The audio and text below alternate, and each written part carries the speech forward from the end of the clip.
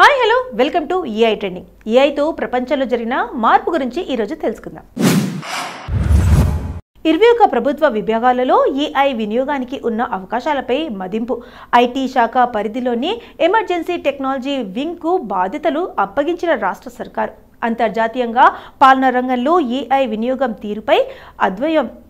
ప్రభుత్వ విభాగాల అవసరాలకు సరిపోయే రీతిలో ఏఐ ఆధారిత అప్లికేషన్లు రూపకల్పన.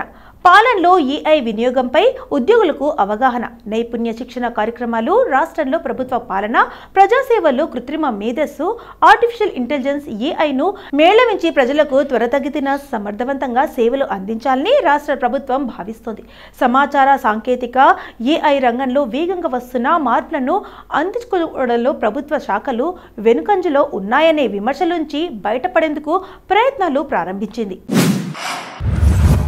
ఆయా ప్రభుత్వ విభాగాల పరిధిలోని సంక్లిష్ట అంశాలకు ఏఐ ద్వారా ఏ తరహాలో పరిష్కారాలు సాధ్యమనే కోణంలో లోతుగా మదింపు చేశారు. అంతర్జాతీయంగా పాలన, ప్రజాసేవల్లో ఏఐ ప్రభావం, వినియోగం, వివిధ దేశాల్లో రాష్ట్రాల ఏఐని వినియోగిస్తున్న తీరుపై ఈ వర్క్ షాప్లో నోడల్ ఆఫీసర్లకు అవగాహన కల్పించారు. ప్రభుత్వ అవసరాలకు అనుగుణంగా వివిధ ప్రభుత్వ శాఖల అవసరాలకు తగిన ఏఐ ఆధారిత యాప్లు, ప్రభుత్వ విభాగానికి ఏ తరహా యాప్లు అవసరమనే కోణంలో ఎమర్జెన్సీ టెక్నాలజీ వింగ్ కసరత్తు చేస్తుంది. ఆయా ప్రభుత్వ విభాగాలలోని ఉద్యోగులకు కూడా ఏఐ పాలనలో ఏఐ వినియోగంపై అవగాహన కల్పించి నైపుణ్య శిక్షణ ఇవ్వాలని ప్రభుత్వం నిర్ణయించింది. రైతులు ₹1,00,000 లోపు రుణాలను గతంలో మాదిరిగా వారాల తరబడి కాకుండా 2 రోజుల్లో వ్యవధిలోనే పొందడం సాధ్యమవుతుంది. Telangana anti narcotics bureau the మిత్ర పేరిట ఏఐ ఆధారిత యాప్ను రూపొందించింది. పిల్లల్లో మాదక ద్రవ్యాల వినియోగాన్ని ప్రాథమిక స్థాయిలోనే ఉపాధ్యాయులు, తల్లిదండ్రుల పనిగట్టేందుకు ఈ యాప్ ఉపయోగపడుతుంది. మాదక ద్రవ్య రహిత వాతావరణంలో పిల్లలు పెరిగేలా ఈ యాప్ తోడ్పడుతుంది. గ్రామీణ మహిళల్లో డిజిటల్ అక్షరాస్యత పెంపు కోసం సన్మతి యాప్ రూపొందించారు. ఏఐ వినియోగంపై సాధారణ పౌరుల్లో అవగాహన పెంచడంలోనూ ఈ యాప్ సహాయపడుతుంది. ఇందిరమ్మ ఇళ్ల లబ్ధిదారులకు ఎంపిక పథకం అమలు కోసం రూపొందించిన ఇందిరమ్మ యాప్తో ప్రస్తుతం లబ్ధిదారుల పరిశీలన జరుగుతోంది. ప్రధానమంత్రి నరేంద్ర మోదీ పిలుపు. యువతకు ప్రోత్సాహకరంగా ప్రభుత్వ విధానాలని వెల్లడి. రాష్ట్రీయ బాల్ పురస్కార్ గ్రహీతలతో ప్రధాని ముచ్చట. దేశ పురోగతిలో యువత ఎంతో కీలక భూమికి పోషించాల్సి ఉందని ప్రధానమంత్రి నరేంద్ర మోదీ చెప్పారు. యువతలో నైపుణ్యాలను గుర్తించి వారిలో ఆత్మవిశ్వాసాన్ని పెంచేందుకు తమ ప్రభుత్వం కట్టుబడి ఉంటుందని స్పష్టం చేశారు. ఎప్పటికప్పుడు మారుతున్న కృత్రిమ మేధ, ఏఐ, మెషిన్ లెర్నింగ్ వంటి ఆధునిక సాంకేతిక నైపుణ్యంతో వారిని సన్నద్ధనం చేయాల్సిన అవసరం ఎంతో ఉందని ప్రధాని మోదీ నొక్కి చెప్పారు. వివిధ రంగాల్లో వేగంగా సంభవించే మార్పులు, సవాళ్లకు అనుగుణంగా యువత మారాల్సిన అవసరం ఉందని తెలిపారు. మొఘల్ చక్రవర్తి అణచివేతకు లొంగడం కంటే ధైర్యం, ఆత్మగౌరవంతో పోరాటమే మేలని సాహిబ్ జాదాన్ ప్రాణత్యాగానికి సిద్ధపడ్డారు. విపత్కర పరిస్థితుల్లోని ఏవైనా ఎదురైనా దేశం కంటే మిన్న మరేది లేదని వారు మనకు తెలియజెప్పారు. 300 ఏళ్ల క్రితం ఇదే డిసెంబర్ 26వ తేదీన ఎంతో చిన్నవాళ్లైన సాహిబ్ జాదాన్ మొక్కవోని ధైర్య సాహసాలను, త్యాగనిరతని ప్రదర్శించారు.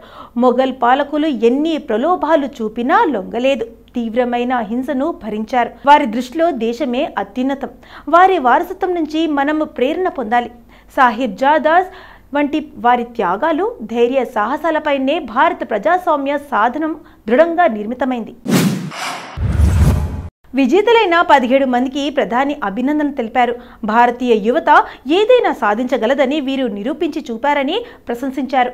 కళలు, సంస్కృతి, సాహసం, సైన్స్ అండ్ టెక్నాలజీ, సామాజిక సేవ, క్రీడలు, పర్యావరణ ఆవిష్కరణ రంగాల్లో అసాధారణ కృషి చేసినందుకు వీరిని బాల పురస్కార్కు ఎంపిక చేశారు. అదేవిధంగా చురుకైన కమ్యూనిటీ భాగస్వామ్యం ద్వారా పోషకాహార ఫలితాలను మెరుగుపరచడానికి ఉద్దేశించిన సంపోషిత్ గ్రామ్ పంచాయత్ అభియాన్ అనే దేశవ్యాప్త కార్యక్రమాన్ని ప్రధాని మోదీ ప్రారంభించారు. ఇది ఏఐ యుగం, ఇది యంత్ర యుగం కాదు, అంతకు మించి మెషిన్ లెర్నింగ్ యుగం. సిబ్బందికి టాటా సన్స్ చీఫ్ ఎన్ చంద్రశేఖరన్ కొత్త సంవత్సరం సందేశం. తయారీ రంగానికి దేశ ఆర్థిక వ్యవస్థను మార్చగల సామర్థ్యం ఉందని Tata sons chairman N Chandrasekaran గురువారం అన్నారు. ప్రపంచ సరఫరాల చైన్ భారతదేశానికి అనుకూలంగా మారుతుండడం ఇక్కడ సానుకూల అంశంపై పేర్కొన్నారు. ప్రపంచంలోని అతిపెద్ద వ్యాపారాలు సవాళ్లను తట్టుకుంటూ స్థిరీకరణ సాధిస్తున్నాయని, తద్వారా ఈ రెండింటి మధ్య కొత్త సమతౌల్యను సంస్థలు సాధిస్తాయన్న విశ్వాసాన్ని వ్యక్తం చేశారు. ఈ మేరకు గ్రూప్ కంపెనీలు సిబ్బందికి చంద్రశేఖరన్ 2025 నూతన సంవత్సర శుభాకాంక్షల సందేశాన్ని పంపారు. ఇందులో కొన్ని ముఖ్యాంశాలను పరిశీలిస్తూ భారతదేశం ఇప్పుడు తయారీ స్వర్ణయుగంలో ఉంది. 2024 తర్వాత 2025 కోసం ఆశావాదంతో ఎదురుచూస్తున్నాను. గుజరాత్ ధోలేరాలో భారతదేశపు మొట్టమొదటి సెమీకండక్టర్ ఫ్యాబ్, అస్సాంలోని సరికొత్త సెమీకండక్టర్ OS80 ప్లాంట్ సహా 7 కొత్త ఉత్పాదక కర్మాగారాలకు భూమి పూజలు, నిర్మాణాలు ప్రారంభమయ్యాయి. కర్ణాటకలోని నర్సాపూర్లో ఎలక్ట్రానిక్స్ అసెంబ్లీ ప్లాంట్, తమిళనాడులోని పనపాకంలో ఆటోమోటివ్ ప్లాంట్, కర్ణాటకలోని బెంగళూరులో కొత్త MRO చొరవలను కూడా ఇక్కడ ప్రస్తావించుకోవాల్సి ఉంటుంది. మనం గుజరాత్లోని సనందాలో, అలాగే బ్రిటన్లోని సోమర్సెట్లో కొత్త బ్యాటరీ సెల్ తయారీ కర్మాగారాలను కూడా కలిగి ఉన్నాం. అలాగే గుజరాత్లోని వడోదరలో C295 ఫైనల్ అసెంబ్లీ లైన్ ప్రారంభించాయి. తమిళనాడులోని తిరునెల్వేలిలో సోలార్ మాడ్యూల్ ఉత్పత్తిని ప్రారంభించాము. కొత్తగా 5 లక్షల కొత్త ఉద్యోగాలతో పాటు retail, tech services, airlines, hospitality, ఇతర రంగాల్లో అనేక సేవలు, ఉద్యోగాలను అదనంగా గ్రూప్ కల్పించనుంది. క్వైస్ ఐటీ సాఫ్టింగ్ నివేదిక quantum computing, generative artificial intelligence వంటి అభివృద్ధి చెందుతున్న టెక్నాలజీతో 2030 నాటికి 10 లక్షల ఉద్యోగాల సృష్టి జరుగుతుందని ఐటీ ప్లేస్మెంట్ సాఫ్ట్వేర్ కంపెనీ క్వైన్ ఐటీ సాఫ్టింగ్ నివేదిక వెల్లడించింది. AI, machine learning, cyber security, cloud computing, data science, blockchain విభాగాల్లోని నైపుణ్యాలు, వినూత్న అప్లికేషన్స్లతో పరిశ్రమలు అభివృద్ధి దిశగా నడుస్తున్నాయని తెలిపింది.